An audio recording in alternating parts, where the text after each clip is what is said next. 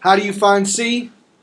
You take, so you take C is equal to, you take B, you divide it by 2, which in this case is 8, but that's not the C.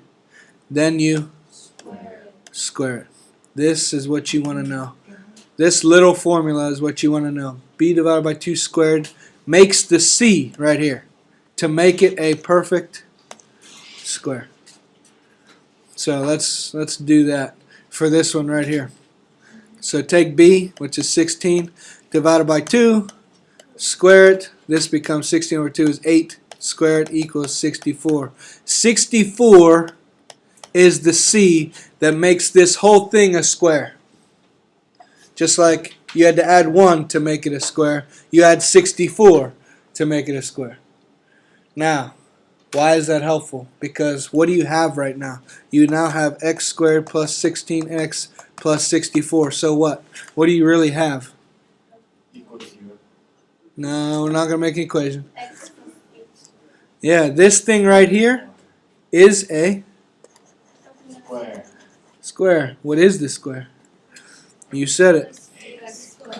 X plus 8, x plus 8, which makes x plus 8 squared. What you did was you made it a square. It wasn't a square in the beginning. You made it one. That's the whole point of this whole section. Let's look at this. Number 6 down here. Let's do this one together kind of.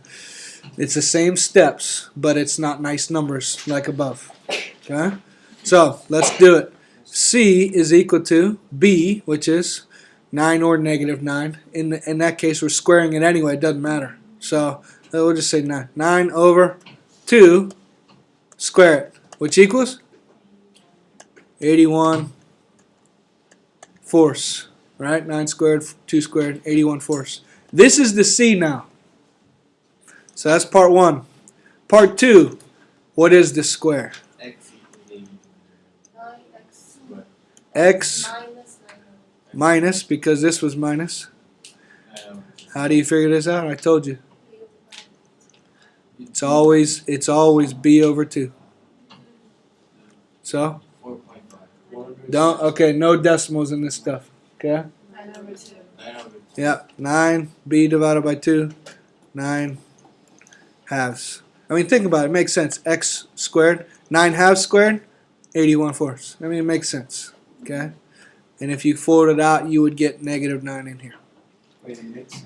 Oh, okay, I see. Yeah, that's just a quick check. Negative 9 halves squared, 81 fourths. Yes, good. Okay. Any questions there? Okay, I want to look at one more example. So, know how to do this. Know how to make perfect squares, trinomials. Let's use that information you know right now to solve this problem. Now, this one is already equal to 0. So, is this side a perfect square? No. No, so here's the deal. Here's what this means. We're going to complete the square, which means this. You're going to make it a square. You're going to make that side a square. Here's your first step. Is that the right C that makes it a square? No. Get rid of it. Move it on the other side. Step 1, move this over here. I'm doing the C. Yeah, that's step 2. Step 1, if that's not the C, move it. Step 2, find the C. So here's what I do. X squared minus 12x. I'm going to leave a space and then make it equal to, move this, negative 4. Why did I leave a space? I'm going to find the C that makes this a perfect square. What is that C? 36. So what I'm going to do here is this. I'm going to add 36 to this side of the equation, which means I have to do what? Add 36 over here. Everybody know what I did right here? I just added 36 to one side. I add 36 to the other side. Why did I add 36? To do what? Make it a square. I'm making squares. I'm in the business. I'm making squares. Okay? Alright? I'm getting good at it. Alright? Now, why did I do that? Why?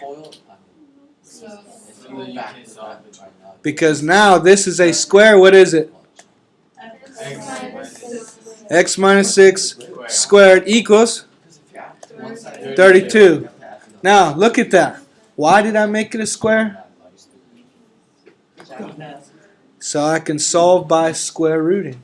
Why? Because it's easy. Look, if I make it a square, all I got to do is this. Square root. Square root. We're trying to find. What I did was I found the c that made this a square. Yeah, I found the c that made this a square. 36. I put it there, which means I got to add 36 to the other side.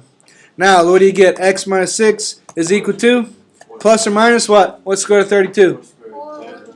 4 root 2. Last step? Plus 6. Plus 6. X equals positive 6. Plus or minus 4 roots of 2. You can't simplify that answer. No, you don't factor out a 2.